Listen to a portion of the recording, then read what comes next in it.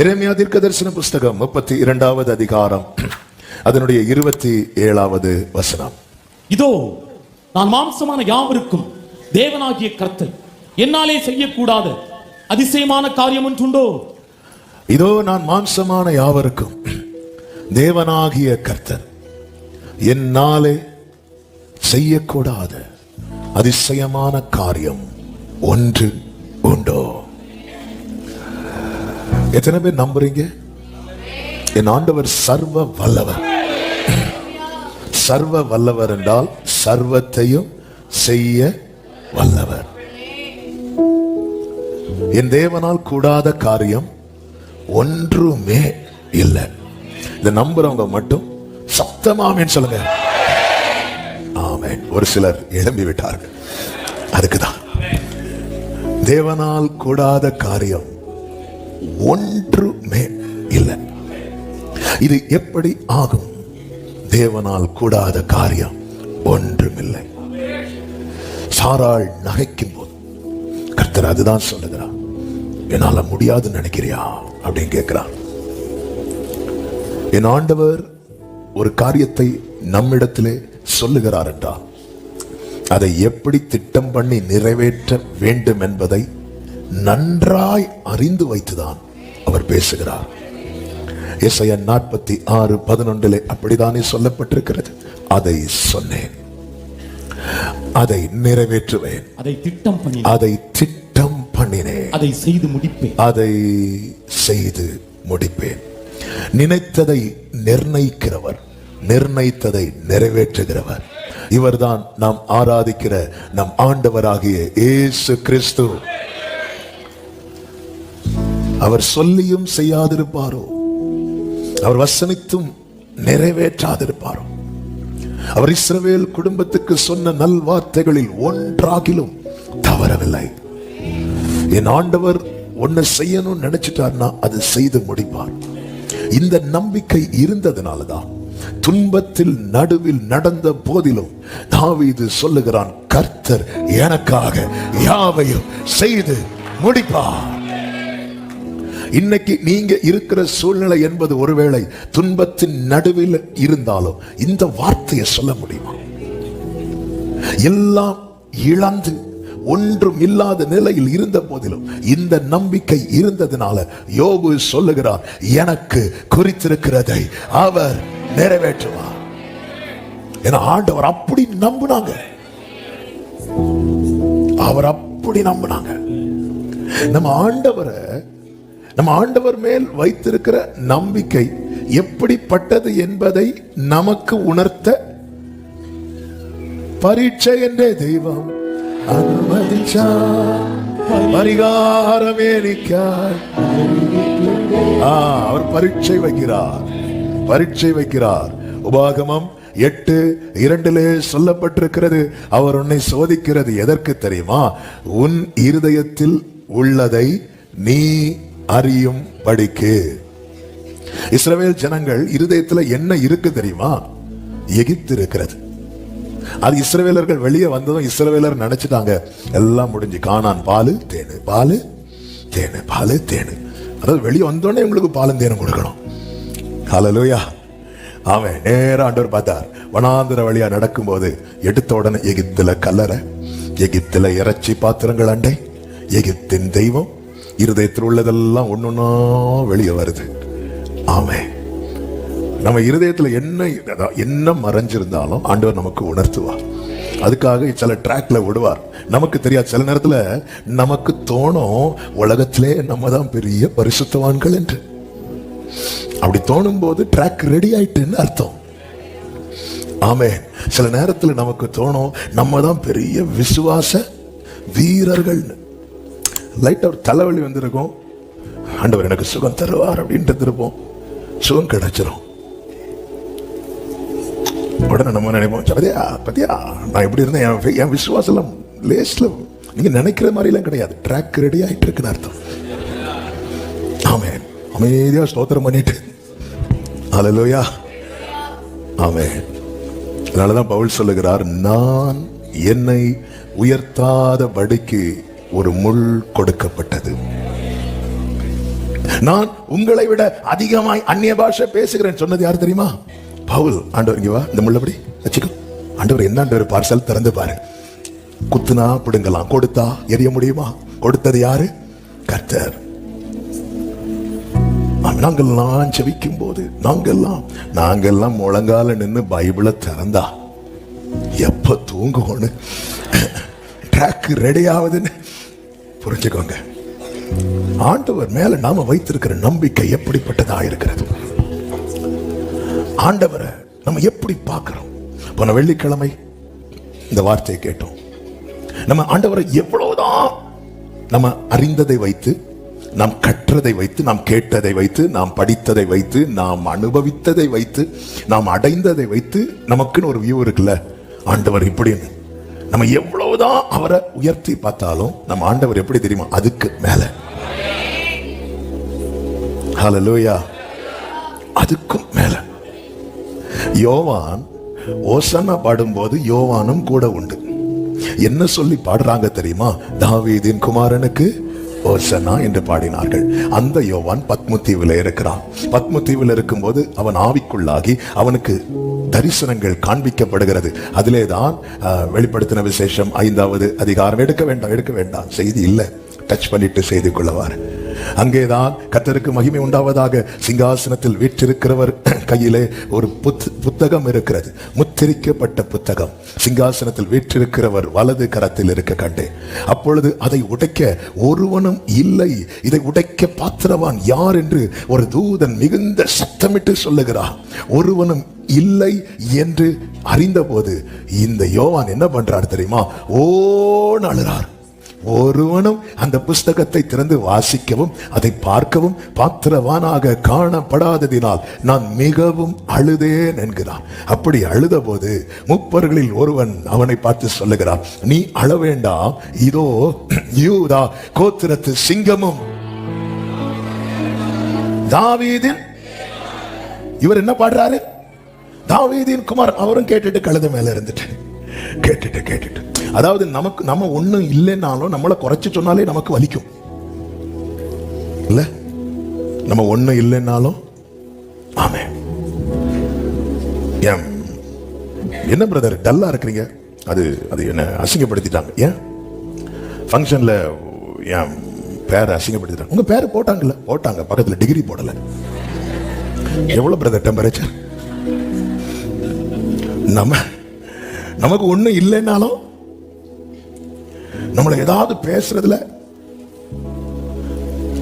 Sir, அவங்க சார்னு சொல்ல விட்டுட்டாங்க, அவங்க உயர் திரு சொல்ல விட்டுட்டாங்க, இனி மறை திரு தான் சொல்லணும், எல்லாம் விட்டுட்டாங்க. அதாவது நம்மளை கொஞ்சம் குறைச்சி ஏதாவது சொன்னாலே நமக்கு. ஆனா அவர் பாருங்க, அவ்வளவு பெரிய தேவன். தாவீதே அவரை ஆண்டவரே என்று சொல்லி இருக்க, அவரை கழுத மேல உட்கார வச்சு தாவீதின் குமாரனுக்கு ஓசன் அவரும் கேட்டுட்டு பாடு பாடு பாடு அப்படி ரசிச்சுட்டு போறாரு. அந்த யோவானை இப்போ பத்மதீவுல கொண்டு விட்டுட்டு யாரு அவர்? யார் தெரியுமா? யூதா கோத்திரத்து சிங்கமும். எனக்கு தெரிஞ்சது அவர் ஆட்டுக்குட்டி.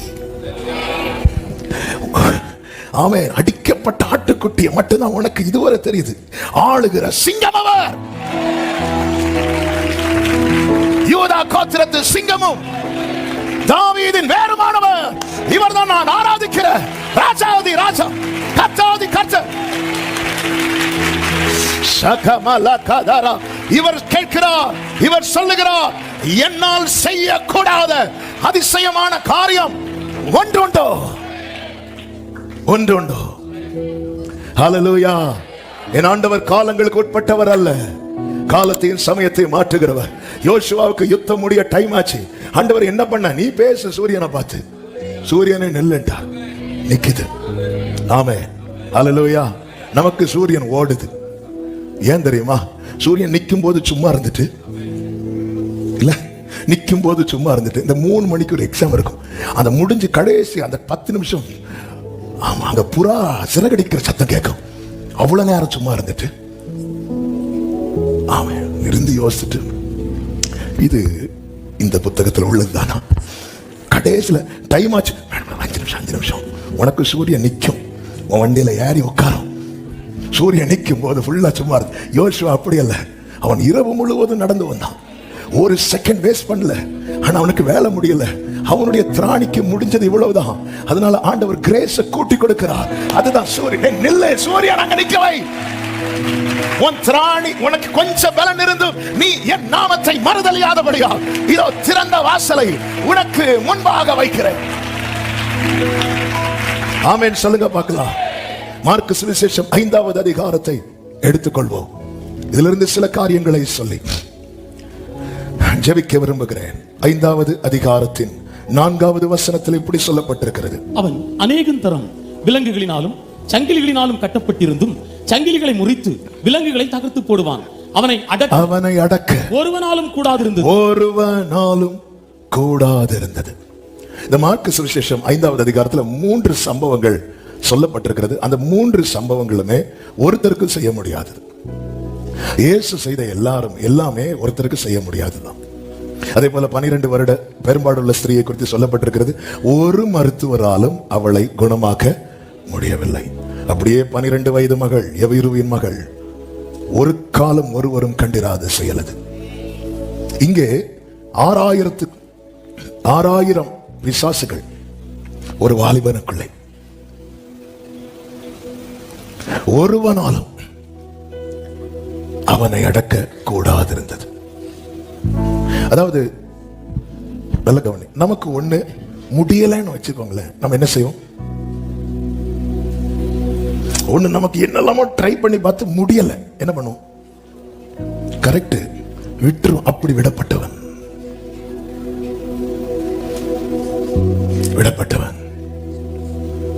அதான் ஒருவனாலும். இப்பொழுதுதான் இயேசு வரார்.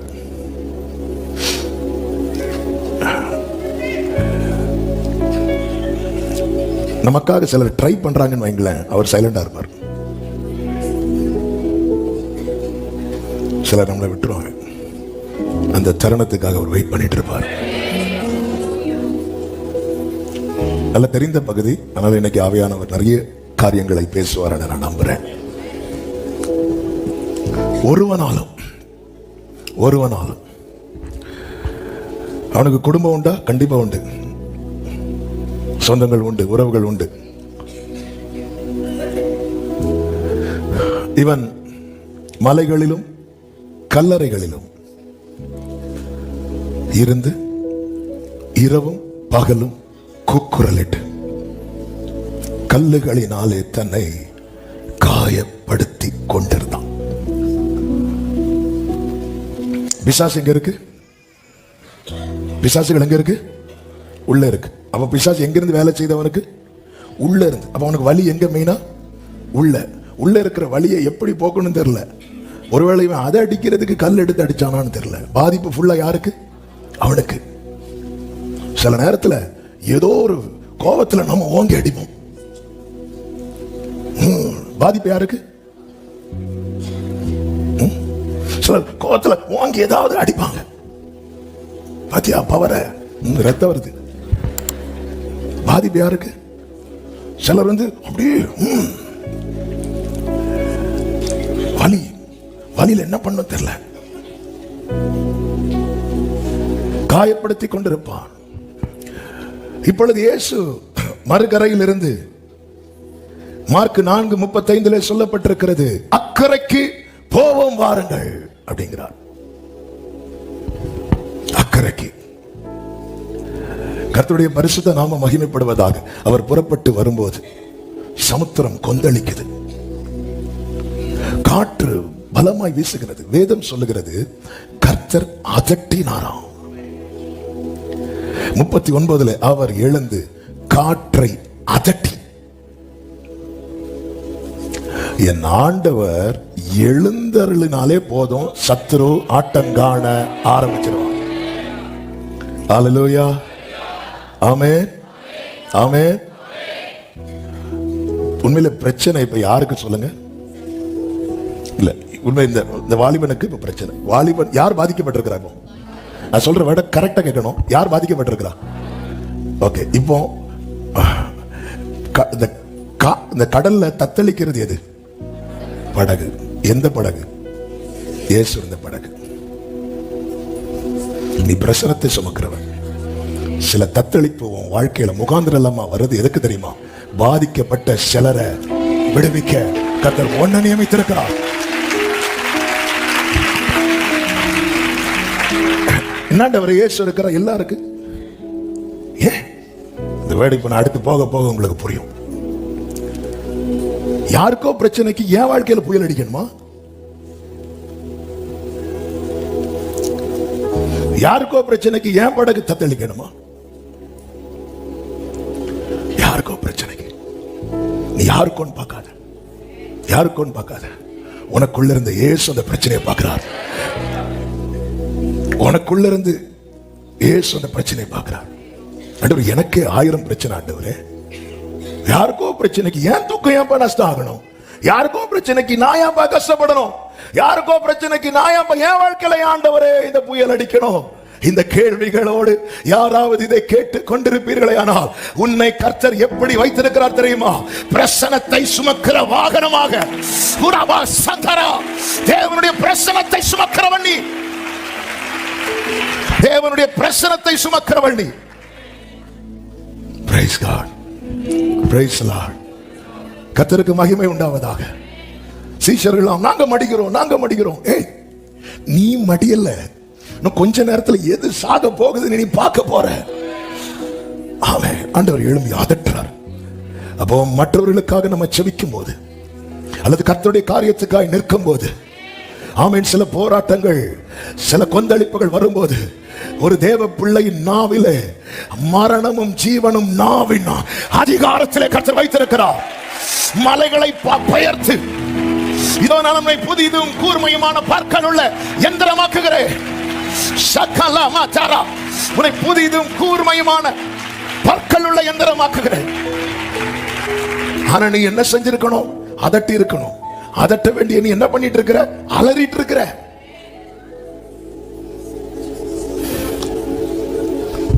பேதுருவே, உங்க மாமி வீட்டுக்கா கூட்டிட்டு போற இயேசுவை? இல்ல. அப்போ நீ அலறதுல ஒரு அர்த்தம் இருக்கு. அவர்ல உன்னை கூட்டிட்டு போறாரு, நீ அலற.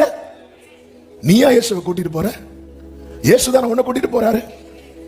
நீ போட்ட ட்ராக்ல எல்லாம் பயணித்து தளர்ந்து வந்ததுனாலதான் அவர் போட்ட ட்ராக்ல உன்னை நடத்துறாரு. இந்த கொந்தளிப்பை நீ ஃபேஸ் பண்ணாத, அவர் ஃபேஸ் பண்ணுவார். பேதுரு ஃபர்ஸ்ட் மாமி விட்டு கூட்டிட்டு போனாரு, சுகம் கிடைச்சு. இப்ப இயேசு பேதுரு கூட்டிட்டு போறாரு. அக்கறைக்கு போவோம் வாருங்கள் சொல்லி கூட்டிட்டு போறாரு. ஏன் இந்த கொந்தளிப்பு? ஏன் அங்க வேற பிரச்சனை. நமக்கு எதுக்கு வம்பு? யாருக்கோ பலவீனத்துக்கு நம்ம ஜெபம் பண்ணி ஒரு வேளை நமக்கு எதுக்கு? எனக்குள்ள இருந்து பயணிக்க விரும்புகிறார். I am ready father. எத்தனை பேர் இந்த காலை வேளையில, எத்தனை பேர் இந்த காலை வேளையில ஆமே நல்ல கவனிங்க. இப்படி நம்ம பிரசனத்துல வருகிறது வேற, நாமே அவருடைய பிரசனமாய் மாறுவது. என்னால் செய்யக்கூடாத அதிசயமான காரியம் ஒன்று உண்டோ? இவன் ஆண்டவர் காற்றை அதட்டி கடலை பார்த்து இறையாதே அமைதலாயிரு என்றார். காற்று நின்று போய் மிகுந்த அமைதல் உண்டாயிற்று. படகு அக்கறையிலே வந்தது. 5:2 சொல்லப்பட்டிருக்கிறது, அவர் படவிலிருந்து இறங்கின உடனே. படகிலிருந்து இறங்கின உடனே அதன் அர்த்தம் இயேசு அந்த கரையில காலம் வச்சதும், இயேசுவின் அந்த ஒரு விரல் லைட்டா அதுல பட்டதும், கல்லறையில் பிரேத கல்லறைகளில் இருந்து ஒரு மனுஷன் அவருக்கு எதிராக வந்தான். நல்ல கவனிங்க. இதுவரை அவன் எங்க இருந்தான்? கல்லறையில் இருந்தான். கல்லறையில் இருந்தான். இரவும் இருந்தான், பகலும் இருந்தான். அவனை சங்கிலிகளால கட்டி கொண்டு போக பார்த்தாங்க, முடியல. ஆனா ஒரு ஊரே சேர்ந்து இந்த கல்லறையிலிருந்து அவனை வெளியே எடுக்கலான்னு பார்த்தாங்க, முடியல. ஆனா இயேசுவினுடைய பாதத்தினுடைய ஒரு விரல் நுனி அந்த தரையில பட்டதும்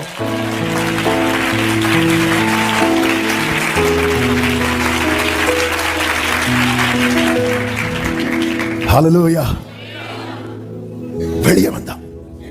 வெளியே வந்த அந்த பட்டணத்தின் சாபம், அந்த பிசாசு, அந்த பட்டணத்துடைய அந்த கெதரேனே பட்டணத்தினுடைய பெரிய சாபம் இந்த பிசாசு. என்ன மத்தேயு சுவிசேஷத்துல படிக்கும்போது 2 வாலிபர்கள் என்று சொல்லப்பட்டிருக்கிறது. அது 1-2 பிசாசு அல்ல, 6000 பிசாசுகள். அவன் முதல்ல பிரச்சனை வெளியே வரணும், பிரச்சனை வெளியே வரணும், அதுக்கப்புறம் தான் சால்வ் ஆகும். தேவ பிரச்சனத்துல எது ப்ராப்ளம் அது வெளியே வரும். ஆமென் சொல்லுங்க பார்க்கலாம். அப்போஸ்தலனாகிய பவுல் 275 பேரோடு கூட கப்பலில் பயணிக்கிறான். திடீரென்று யூரோக்ளித்தன் காற்று அடிக்குது. ஏன் இந்த காற்று அடிக்கணும்? இந்த காற்று அடிப்பதின் நோக்கம் என்ன? நோக்கம் ஒன்றுதான், இந்த பவுலை எப்படியாவது இந்த மெலித்தா தீவுல போடணும், அவ்வளவுதான். அந்த தீவுல ஒரு சாபம் இருக்கிறது, சர்ப்பம். வேற யார் போனாலும் சால்வ் ஆகாது. அந்த தீவுல அந்த சர்ப்பம் இருந்ததுனால அந்த தீவுல இருக்கிற அத்தனை பேரும் வியாதியில இருந்தாங்க. எல்லாத்தையும் எடுத்து வாசிக்க டைம் இல்ல. ஆனா எங்கேயோ பயணித்துக் கொண்டிருந்த கப்பலை நோக்கி ஒரு காற்று வந்து அடிக்குது. பிழைப்போம் என்கிற நம்பிக்கை ஏற்ற போது தூதனை அனுப்பி சொல்றார், நீ சாட்சியா நிக்கணும். ஓகே, அதுக்கப்புறம் விட்டுருக்க வேண்டியதானே, சாட்சியா நிக்கணும், அதுக்கு தானே போயிட்டு இருக்கிறோம்.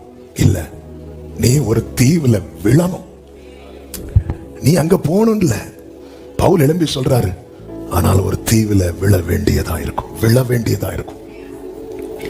பவுல் கப்பல் போய் சேர்ந்து கப்பல் இருந்து இறங்கி போகல. சென்னையில இருந்து நாகர்கோயிலுக்கு வந்து பஸ் நம்ம வீட்டுக்கு முன்னாடி நின்னதும் இறங்கி பாய் சொல்லிட்டு போகல. அவங்க கட்டையில மிதந்தாங்க. பவுல் கட்டையில மிதந்தான். எப்படியாவது கரை சேரணும், நீ விழணும். பவுலே, என்ன பிளான் ஆண்டவர் வச்சிருக்கிறீங்க நீங்க? நான் விழணும்னு சத்ரு நினைச்சிட்டு இருக்கிறான். நீங்க என்னன்னா, இல்ல இல்ல, நீ ஒரு தீவுல விழணும். அப்போஸ்தலர் 27 அதனுடைய 25 26 சொல்றார், எனக்கு சொல்லப்பட்ட பிரகாரமாகவே நடக்கும் என்று தேவனிடத்தில் நம்பிக்கையா இருக்கிறேன். ஆயினும் நாம் ஒரு தீவிலே விழ வேண்டியதா இருக்கும். ஏன்னா அங்க ஒரு வல்லமை மறைந்திருக்கிறது, அங்க ஒரு சர்ப்பம் மறைந்திருக்கிறது, அங்க விழ வைக்கிறார். தேவ பிள்ளைகளே, கர்த்தருடைய சித்தத்தை செய்யும்படி அர்ப்பணித்து பயணிக்கும் உங்க வாழ்க்கையில சில வீழ்ச்சியை தேவன் அனுமதிக்கிறார் என்றால் புரிந்து கொள்ளுங்க. நீ விழுவதின் மூலம் அநேகர் எழும்ப போறாங்க.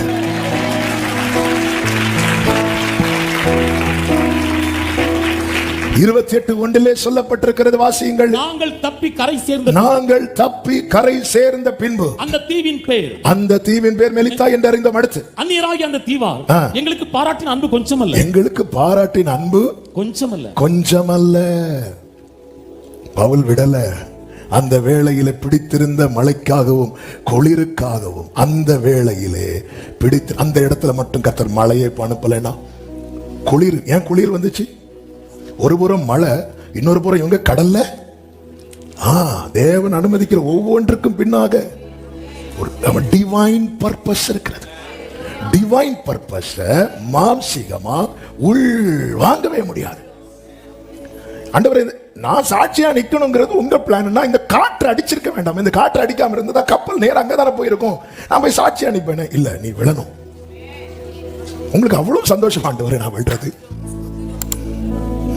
ஆண்டவரே, இந்த புயல் அடிக்கிறது சில நேரத்துல உன்னை கர்த்தர் எப்படி வைத்திருக்கிறார் தெரியுமா? அவருடைய பிரசனத்தை கேரி பண்ணுகிறவனா. அதனாலதான் அந்த விலையேறப்பட்ட பொக்கிஷத்தை இந்த மண் பாண்டத்துக்குள்ளே நாம் பெற்றிருக்கிறோம்.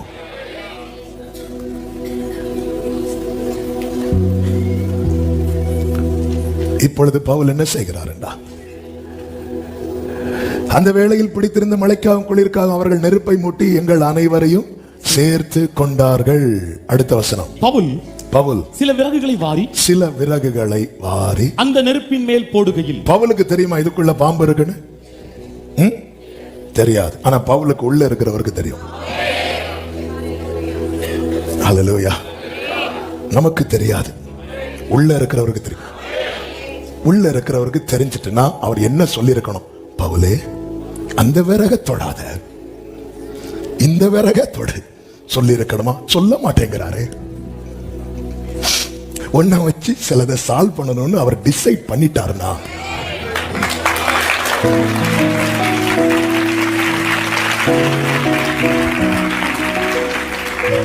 பித்தினியாவுக்கு போகணும்னு நினைக்கிறாரு. ஆவியானவர் சொல்ற போகாதங்கிறார். இங்க எல்லாத்தையும் சொல்றாரு, எல்லாத்தையும் சொல்றாரு. இந்த விறகு கடையில பாம்பு இருக்கிறத சொல்லல. இந்த தீவு அத்தனை பேரும் வியாதியில இருக்கிறான். அந்த தீவு தலைவர் வீட்டில இருந்து அவ்வளவு வியாதி, மாறி மாறி வியாதி. இது கடையில ஒண்ணு இருக்கு. தேவனுடைய கிரி அங்க நடக்கணும். அங்க நடக்கணும்னா இதற்கு காரணமா இருக்கிறது அழிக்கப்படணும். அதற்கு காரணமா இருக்கிறது அழிக்கப்படணும்னா அங்க அக்கினி வேணும். அபிஷேகம் பெற்றவன் இருக்கிற இடத்துல அக்கினி ஏறியும்.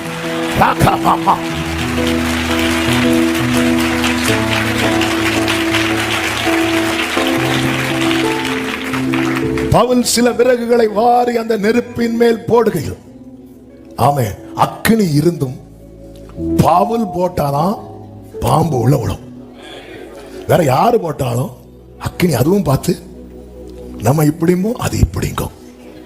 போயிட்டு வரவா? ஓகே, போயிட்டு வா.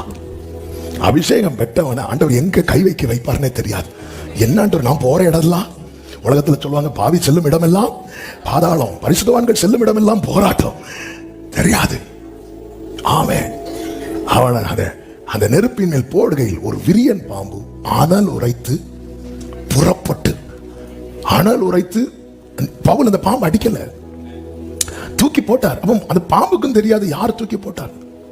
ஆனா அதனுடைய போக்கஸ் யார் மேல திரும்புது தெரியுமா? பவுல் மேல. உலகம் உங்களை பகைத்தால் அது உங்களை பகைக்கிறதற்கு முன்னே என்னை பகை. அபிஷேகம் பெற்ற தேவ பிள்ளையே, பிரசனத்தை சுமக்கிற தேவ பிள்ளையே, உன்னை உலகம் பகைக்குதுன்னா அதுக்கு முன்னாடி அவரை பகைக்குது. சத்துரு உனக்கு எதிராக வரானா அதுக்கு முன்னாடி. ஹல்லேலூயா.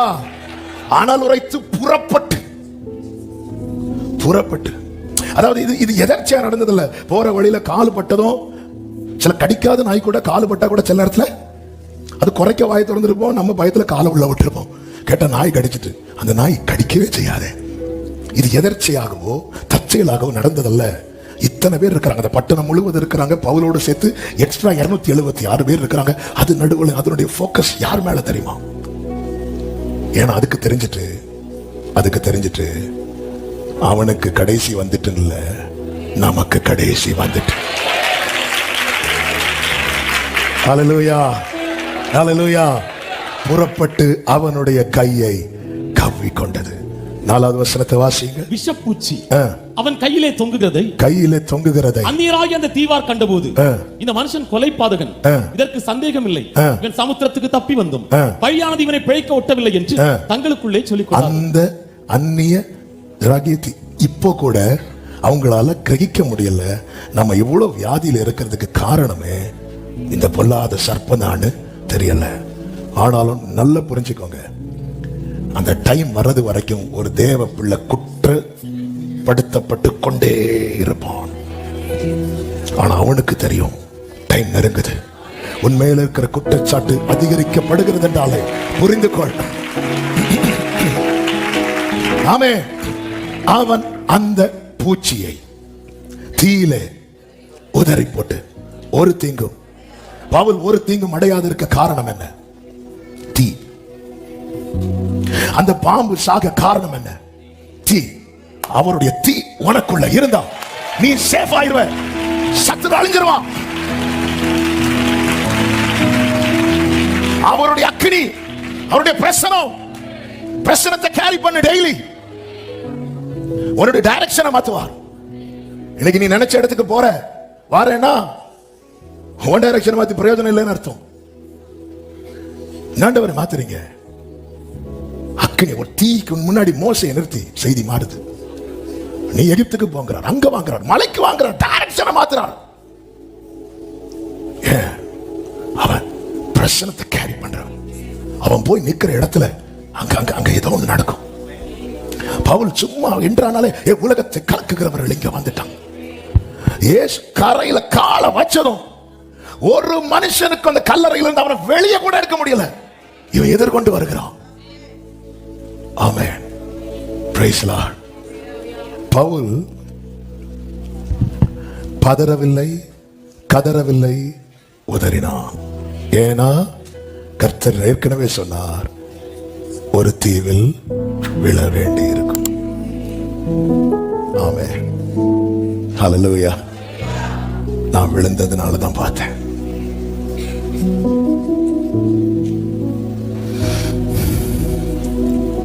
அதற்கு பின்பு வேதம் சொல்லுகிறது 9வது வசனம், இது நடந்த பின்பு தீவிலே இருந்த மற்ற வியாதிக்காரரும் வந்து குணமாக்கப்பட்டார்கள். அதற்கு முன்பதாக 8வது வசனத்திலே அந்த பிப்பிலிவனுடைய தகப்பன் ஜுரத்தினாலும் இரத்த பேதியினாலும் வருத்தப்பட்டு கிடந்தான். பவுல் போய் ஜெபம் பண்ணி அவன் மேல் கைகளை வைத்து குணமாக்கினான். இது நடந்த பின்பு தீவில் இருந்த மற்ற வியாதிக்காரரும் வந்து, இப்போ ஹீலிங் மினிஸ்ட்ரி தடையில்லாம நடக்குது. இந்த மினிஸ்ட்ரி முடிஞ்சதுக்கு அப்புறம் அடுத்த வசனத்தை வாசிங்க. அவர்கள் எங்களுக்கு அநேக மரியாதை செய்து நாங்கள் கப்பல் ஏறி போகிற போது எங்களுக்கு தேவையானவர்களை ஏற்றினார்கள். அவர்கள் எங்களுக்கு அநேக மரியாதை செய்து நாங்கள் கப்பல் ஏறி போகிற போது, அதன் அர்த்தம் என்ன தெரியுமா? ஒரு இடத்துல உன்னை கொண்டு போட்டாருன்னா கொத்து வாங்கிட்டு வர்றதற்கல்ல. ஹல்லேலூயா, ஹல்லேலூயா. சும்மா 4 அடி வாங்கிட்டு ஆமென் அங்க போய் பரிதாபமா, ஆமென் என்ன இப்படி இருக்கீங்க பவுலே, போனேன் கொத்துக்குங்க பாருங்க. அவங்க எல்லாரும் அப்படி சொன்னாங்க இப்படி சொன்னாங்க, அதனால நான் ஓடி வந்துட்டேன். ஆரம்பம் விழுந்தது. பவுல் அந்த மெலித்தா தீவுக்குள்ள என்றானது எப்படி தெரியுமா? ஒரு பலகையை பிடிச்சு.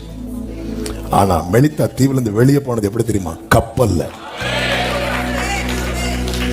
ஆமே, பலகை கப்பல் இதெல்லாம் மேட்டர். மேட்டர் உனக்குள் இருக்கிற தேவ பிரசனம். கட்டையில போறவன கப்பல்ல போக வைக்கிறது ஆண்டவருக்கு விஷயம் இல்ல. ஆண்டவருக்கு விஷயமே உனக்குள் இருந்து உலகத்தில் இருக்கிறவனை செய்வதுதான். ஹல்லேலூயா. அப்படிதான், அப்படிதான். 3 வருஷம் தேசத்துல மழை இல்ல, மழை இல்ல. பாகாலை வழிபடுகிறவர்களுக்கு ஒரு நம்பிக்கை உண்டு. பாகால் தான் அக்னியின் தெய்வம், மழையின் தெய்வம். ஆண்டவர் எலியாவை கொண்டு சொல்றார், மழையே பெய்யாது பக்ரியா, நான் சொல்லாம மழை பெய்யாது, ஏன்னா நான் ஜீவனுள்ள தேவனை ஆராதிக்கிறேன். ஆண்டவர் கேரி தாட்டண்டையில ஒளித்திருக்க வைக்கிறார். ஒளித்திருக்க வைத்து விட்டு இப்பொழுது சொல்லுகிறார், நீ சீதோனுக்கு அடுத்த சாரிபாத். ஏன் சீதோனுக்கு அடுத்த சாரிபாத்? சீதோன் தான் இயேசுவேலுக்கு ஊர். எலியாவை உள்ள கொண்டு போறார். எலியா அங்க போய் பண்ணதெல்லாம் நமக்கு தெரிஞ்சது, சாப்பிட்டது. நம்ம பைபிள் சொல்லுகிறது கருத்தாய் செபித்தான், கருத்தாய் செபித்தான். வெறும் சாப்பிட வைக்கிறதுக்கு நான் கேரி தாட்டு தண்ணீரை கர்த்தர் வட்டாமல் பார்த்திருக்கலாம். காகத்தை தடையில்லாமல் அனுப்பி இருக்கலாம். ஒரு காகம் போனா இன்னொரு காகம். பிரசனத்தை சுமக்கிறவனுடைய டைரக்ஷன் எப்ப மாறும் தெரியாது, எப்படி மாத்துவாருன்னு தெரியாது. ஆனா ஒண்ணு புரிஞ்சுக்கோங்க, என்ன ஒரு இடத்துல இருந்து இன்னொரு இடத்துக்கு கொண்டு போறாருன்னா அங்க என்ன சாப்பிட வைக்கிறதுக்கு மட்டும் இல்ல, அங்க ஏதோ சிலவற்றை கர்த்தர் நிர்மூலமாக்க. நாளைக்கு கர்மேல் பர்வதத்துல நீ போய் நிக்கணும், சூப்பர். ஆனா அதுக்கு முன்னாடி நீ உள்ள என்றாக எலியாவே, உள்ள என்றார். சீதோனுக்கு அடுத்த சாரிபாத்ல எலியா போய் அங்க இருக்கிறார். தெரியாது யாருக்கும். கேட்டா அவர் ஏதோ அப்போ அந்த பணியாரம் தின்னுட்டு இருக்கிறார். போட்டோம் போட்டோம் சின்னட்டம். தேவ பிள்ளையே, உன்னுடைய லைஃப் ஸ்டைல் மற்றவர்கள் பார்வையில சாதாரணமாக தான் இருக்கும். ஆனால் நீ சுமக்கிற பிரசனத்தினுடைய பவர் என்ன என்பது நாளானது விளங்கப்படும். இப்ப எலியா வராரு. எலியா வந்து சொல்றாரு, என்ன சொன்ன உங்க தெய்வம் யாரு? பாகால். பாகால்னா என்ன பண்ணும்? அதுதான் அக்னியின் தெய்வம். ஓகே, அக்னியினால் உத்தர வருளுகிற தெய்வமே தெய்வம். இப்பொழுது அவங்க கூப்பிடுறாங்க, அவங்க ஜெபம் பண்றாங்க, ஹெவியா என்னெல்லாமோ பண்ணி பார்க்கறாங்க. அப்போ ஏலியா ஒரு வார்த்தை சொல்லுவார். என்ன வார்த்தை தெரியுமா? 1 ராஜாக்கள் 18:27 உரத்த சத்தமாய் கூப்பிடுங்கள், அவன் தேவனாமே, அவன் தியானத்தில் இருப்பான் அல்லது அலுவலா இருப்பான். அடுத்த ஒரு வார்த்தை, அல்லது பிரயாணம் போயிருப்பான் அல்லது தூங்கினாலும் தூங்குவான். தூங்கினாலும் தூங்குவான். அவன் எழுப்ப வேண்டியது. அதாவது அவருக்கு என்ன கான்பிடன்ஸ், எப்படி வருவான், இன்னைக்கு நான் கர்மேல் பருவத்தில் நிக்கிறத மட்டும் தானே நீ பார்த்த. என் ஆண்டவர் என்ன அங்க கொண்டு போய் அடிக்க வச்சுட்டு வந்தது உனக்கு தெரியாது. நீ அந்தரங்கத்தில் செய்கிற சில யுத்தம், சில போராட்டம், எல்லாரும் தூங்கும் போது உனக்கு தூங்க முடியல, எல்லாரும் சிரிக்கும் போது நீ அழுதுட்டு இருந்த. ஆனா இது எல்லாம் உனக்கு சந்தோஷமாய் நன்மையாய் நாளை மாற போகிறது. நீ போய் நிக்கிற இடத்தில் அற்புதம் நடக்கும். நீ தேவ பிரசன்னத்தை சுமக்கிறவன். என்னை ஆண்டவர் அங்க இருந்து இங்க கொண்டு வந்தீங்க. இந்த புலம்பலோடு சில உள்ளங்கள் தெரியாது. அங்க போய் வேற ஏதாவது நடந்துச்சா? இல்ல, ஒரு அற்புதம் நடந்துச்சு, அது வேற. ஆமென். அந்த அற்புதம் நடந்து இல்லைன்னா அந்த வீட்டுல திருப்பி எலியாவுக்கு சாப்பாடு கிடையாது. ஆனா சம்பவம் வேற, கர்த்தர் செய்கிறது. அதனாலதான் சொல்லுகிறேன், நம்முடைய வாழ்க்கை படகுல புயல் அடிக்கும் போது கலங்க கூடாது. நாம போற பாதையில புயல் அடிச்சா கலங்கணும். ஆனா கர்த்தர் தானே என்ன கொண்டு போறார், நான் கலங்க மாட்டேன். எதிர்காற்று வீச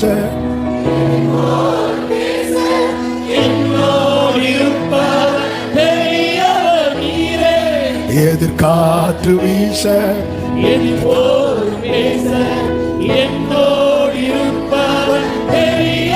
சத்தமாய்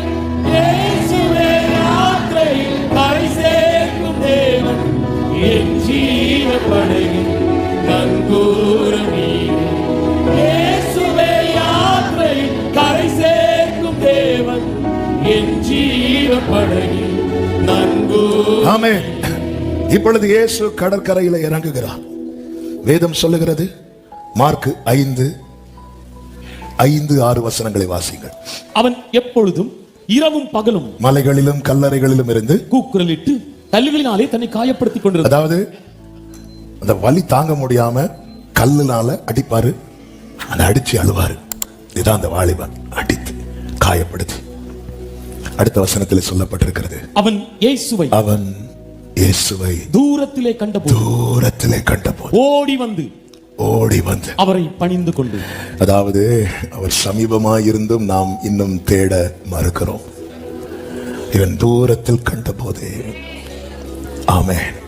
இயேசு எவ்வளவு தேவை என்பது அப்பம் சாப்பிட்டவங்களுக்கு இல்ல, அதிகம் காயப்பட்டவனுக்கு தான் தெரியும். இயேசு எவ்வளவு தேவை என்பது அப்பம் சாப்பிட்டவங்களுக்கு இல்ல, அதிகமா காயப்பட்டவனுக்கு தான் தெரியும். இயேசு எவ்வளவு தேவை என்பது அதிகமாய் கண்ணீர் வடித்த ஆமென் ஆகாருக்கு தான் தெரியும். இயேசு எவ்வளவு தேவை என தனிமையை கண்ட யாக்கோபுக்கு தான் தெரியும். இயேசு எவ்வளவு தேவை என தள்ளப்பட்ட தாவீதுக்கு தான் தெரியும். இயேசு எவ்வளவு தேவை. அப்படி என்றால் சில கடினமான காயமான பாதையிலே கர்த்தர் உன்னை நடத்த அனுமதித்தது உனக்கு அவர் எவ்வளவு தேவை என்பது நீ அறியணும், நீ புரியணும். எனக்கு இயேசு தேவை. ஏன் எல்லாரும் வீட்டுக்குள்ளே பேதுரு உட்பட இருக்கும்போது மகதலேனா மரியாள் மட்டும் அந்த கல்லறைக்கு முன்னாடி நின்று அழுது கொண்டிருக்க காரணம், அவளுக்குள்ள 7 பிசாசுகள் இருந்தது. இயேசு இருக்கிறது வரைக்கும் தான் அவளுக்கு வேல்யூ. அதனாலதான் அவ போய் சொன்ன செய்திய எல்லாரும் நம்பல. தெளிவா இதே இது பேதுரு சொல்லியிருந்தா நம்பி இருப்பாங்க, யோவான் சொல்லியிருந்தா நம்பி இருப்பாங்க. அவ போய் அழுதான், அவதான் அழுதா. இவன் தூரத்திலே கண்ட போது வேதமே சொல்லுகிறது, அவர் சமீபமா இருக்கையில் நோக்கி கூப்பிடுங்கள். ஆனா இப்ப அவர் தூரத்துல தான் நிற்கிறார். என கேட்டுக்கொண்டிருக்கிற அன்பு சகோதரா சகோதரி, உன்னை தேடி வந்தவரிடம் நீ ஓடி வா. அவருக்கு மகிமையாய் கர்த்தர் உன்னை தான் நிறுத்துவார். எனக்கு இயேசு எவ்வளவுக்கு தேவை.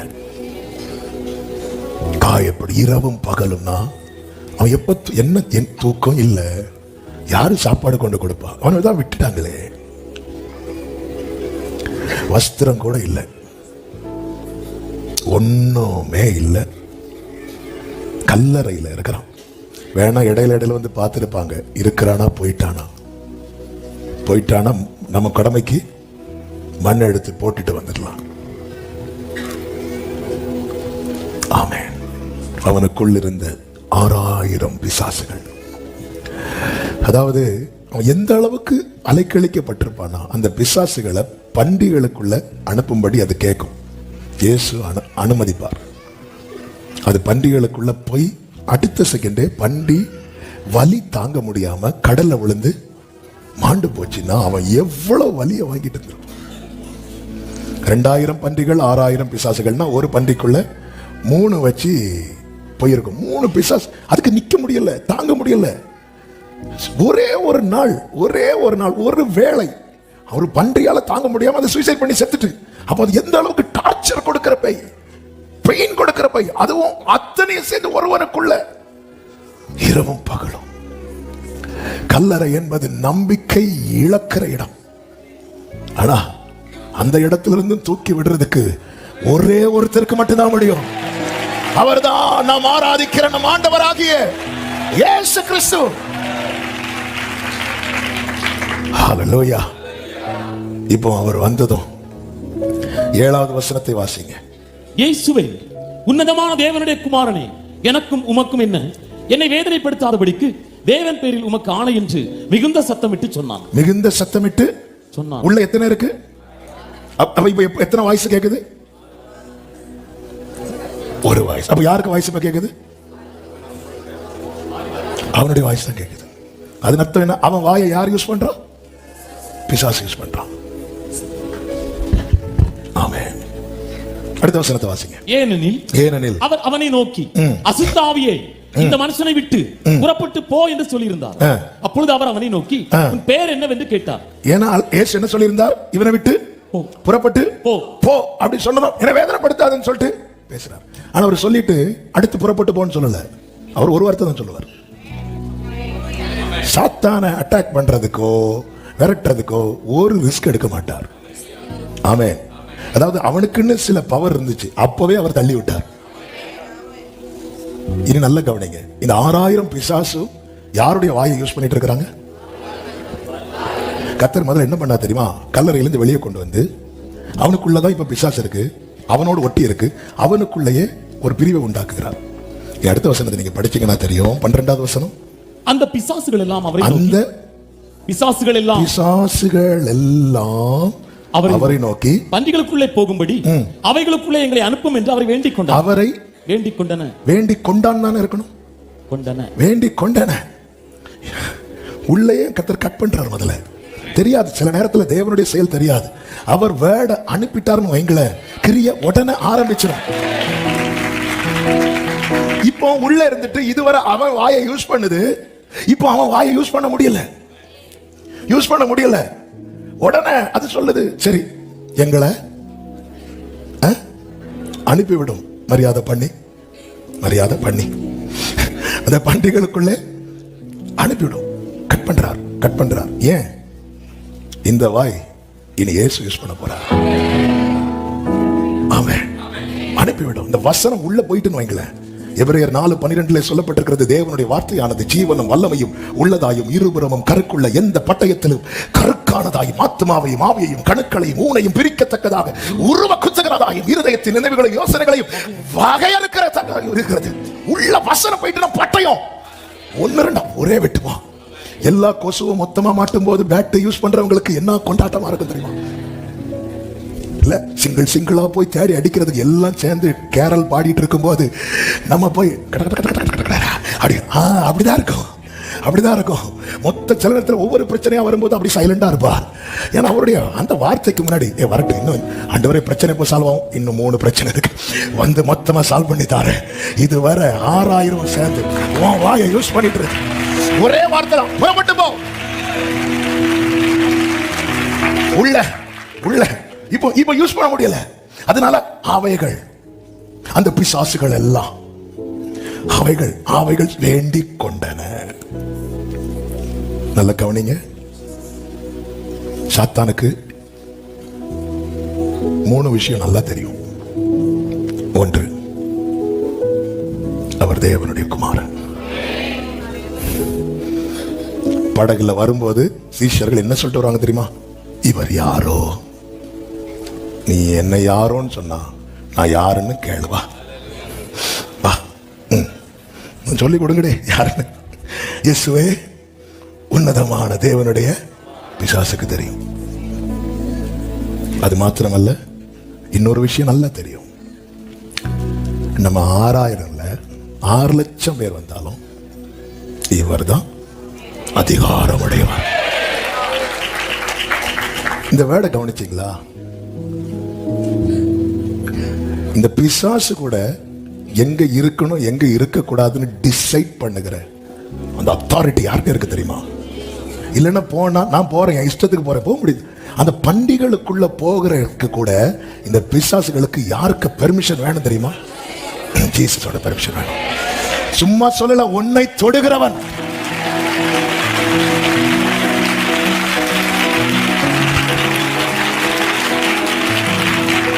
இதே சம்பவம் மத்தேயுல சொல்லும் போது இந்த பிசாசு இன்னொரு வேர்டு சொல்லும், காலம் வரும் முன்ன எங்களை வேதனைப்படுத்தவா இங்கே.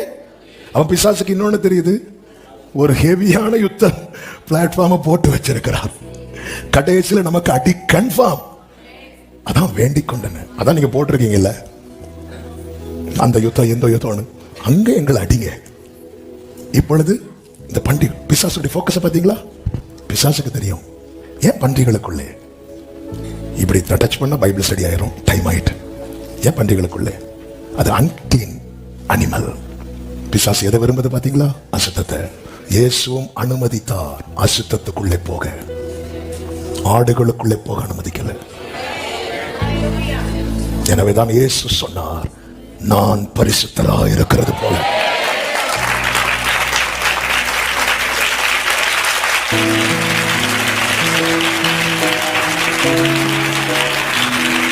இந்த பண்டிகைகளுக்குள்ளே போக உத்தரவிடும். ஆண்டவர் ஒப்பு கொடுத்தரக்கூடாது. அதனாலதான் தேவக்குள்ள அனுதினமும் சுத்தம் விரும்பும் சுத்த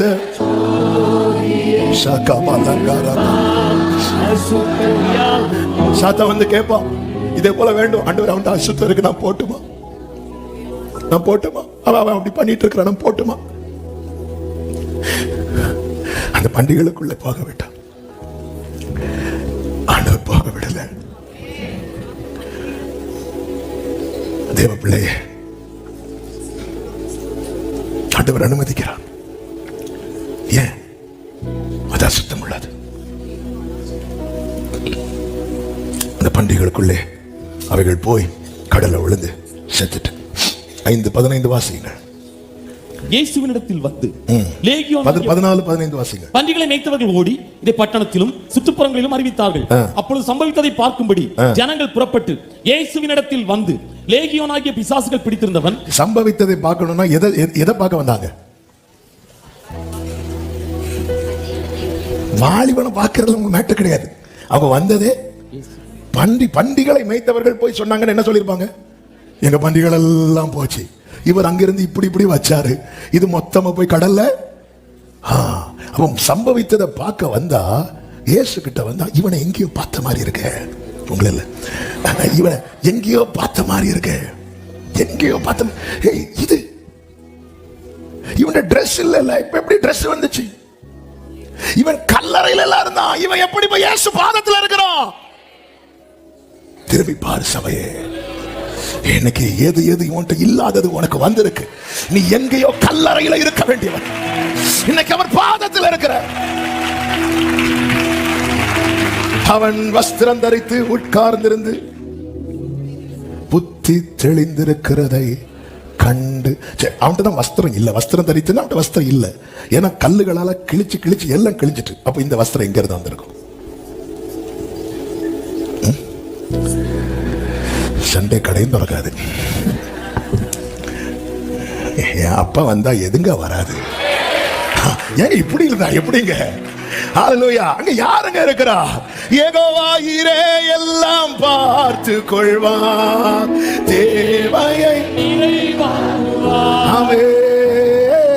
கண்ணீர் எடுத்து வைத்து ஏற்றதாய் பலன் தருவார். அந்நாளை களிப்பாய் மாற்றினவர், நாளை களிப்பாய் மாற்றினவர்.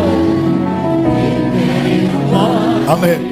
வெளிப்பட வைக்கிறார், பிடியை தளர்த்துகிறார். இனி எனக்கும் விக்கிரகங்களுக்கும் என்ன என்று எபிராயிம் சொல்வார். அதுக்கப்புறம் பரிபூர்ண விடுதலை கொடுக்கிறார். அவன் வஸ்திரம் தரித்து உட்கார்ந்து புத்தி தெளிந்திருக்கிறதை கண்டு பயந்தார்கள். இதே போல கண்டு பயந்தார்கள் என்று வேதத்தில் இன்னொருவன் சொல்லி இருக்கிறான். அவன் யார் தெரியுமா? தாவீது. பயங்கரமான குழியிலும் உளையான சேற்றிலும் இருந்து என்னை தூக்கி எடுத்து கண்மலை மேல நிறுத்தி என் அடிகளை உறுதிப்படுத்தி அவரை துதிக்கும் புது பாடலை என் நாவிலே தந்தார். அநேகர் கண்டு பயந்து. அதன் அர்த்தம் என்ன? ஆமென். தேவனால் மீட்கப்பட்டவனை கர்த்தர் பாடவும் வைப்பார், பாதத்தில் அமரவும் வைப்பார். அவன் லேகியோன் பிடிச்சப்போ பயப்படலையா? இப்ப பயப்படுறாங்க. மீட்கப்பட்டவனை பார்த்து உலகம் பயப்படும். ஆமே. ஆனா மீட்கப்பட்டவன் பிசாசு பிடிச்சவனை பார்த்து பயப்படுறான். ஹல்லேலூயா. இப்போ ஜனங்கள் எல்லாம் இயேசுட்ட வந்து சொல்றாங்க. 16வது வசனம் குயிக்கா வாசிங்க. பிசாசுகள் பிடித்திருந்தவனுக்கும் பன்றிகளுக்கும் சம்பவித்ததை கண்டவர்களும் அவர்களுக்கு விவரமாய் சொன்னார்கள். 2 பேருக்கு நடந்ததை விவரமா சொன்னாங்க. சொல்லும் போது இவங்க என்ன சொல்றாங்க தெரியுமா? ஆண்டவரே, இவன் எவ்வளவு கஷ்டப்பட்டான் தெரியுமா? அப்படி சொல்லி ஃபீல் பண்ணல. அப்பொழுது தங்கள் எல்லைகளை விட்டு போகும்படி அவரை வேண்டிக் கொள்ள தொடங்கினார்கள். ஃபர்ஸ்ட் இதை செய்ய வச்சது யாரு தெரியுமா? பிசாசு. வேலை நடக்கல, உடனே ஊரே இலக்கி விடுறான். இங்க இனி வரக்கூடாது, இங்க இனி டிராக்ட் கொடுக்க கூடாது. ஆண்டவர் சரின்னு சொல்லிட்டு கிளம்புறார். அவர் சும்மா போவாரு. அவனை வச்சிட்டு போனார்.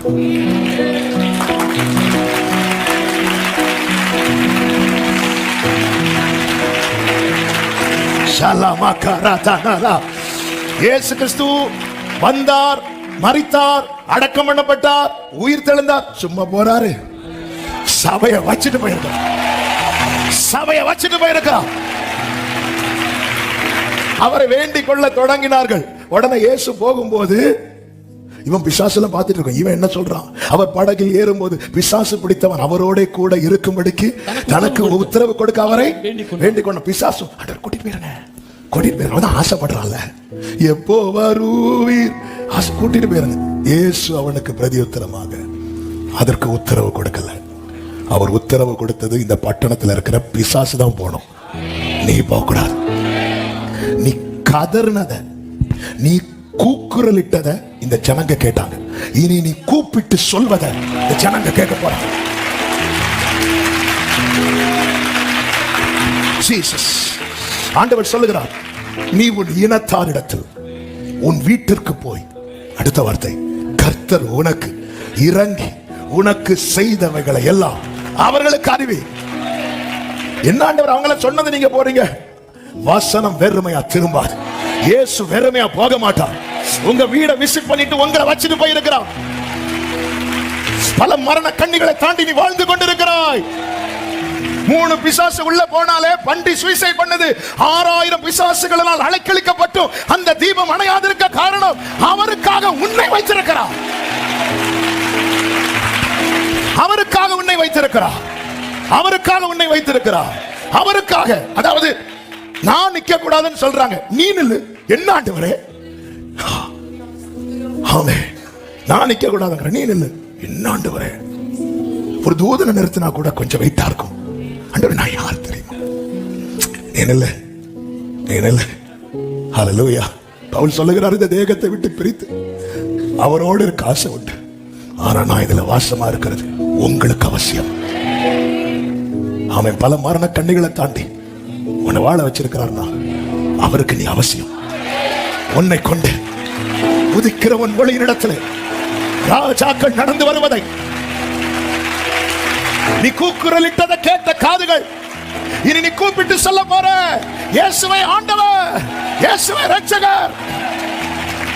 அடுத்த வசனம், அந்தபடி அவன் போய் இயேசு தனக்கு செய்தவைகளை எல்லாம் தெக்கப்போலி என்னும் நாட்டில் பிரசித்தம் பண்ண தொடங்கினான். அப்படின்னா அதன் அர்த்தம் என்ன? இனிதான் ஆரம்பம். எல்லாம் முடிஞ்சு நினைச்சுதான கல்லறையில போய் உக்காந்த. அவன் முடிந்தது என்று நினைத்த இடத்துல என் ஆண்டவர் ஒரு துவக்கத்தை தருகிறார். வேதம் என்ன சொல்லுகிறது தெரியுமா? எல்லாரும் ஆச்சரியப்பட்டார்கள். ஹல்லேலூயா. உன்னை விசிட் பண்ணிட்டு உன்னை வச்சுட்டு போயிருக்கிற, கூட்டிட்டு போக வேண்டியதானே? பேதுருவே வா, பிலிப்புவே வா. இவன் வரும்போது இங்க பாரு, நான் உன்னை துரத்தல, அதை தான் துரத்தினேன். நீ இருக்கணும், நீ இருக்கணும், இந்த வீட்டில் நீ இருக்கணும், இந்த தேசத்துல நீ இருக்கணும், இந்த பட்டணத்துல நீ இருக்கணும். இன்று கூக்குரலா இருக்கலாம், நாளை நீ கூப்பிட்டு சொல்ல போகிறான். என் தேவனால் செய்யக்கூடாத அதிசயமான காரியம் ஒன்றும் இல்லை.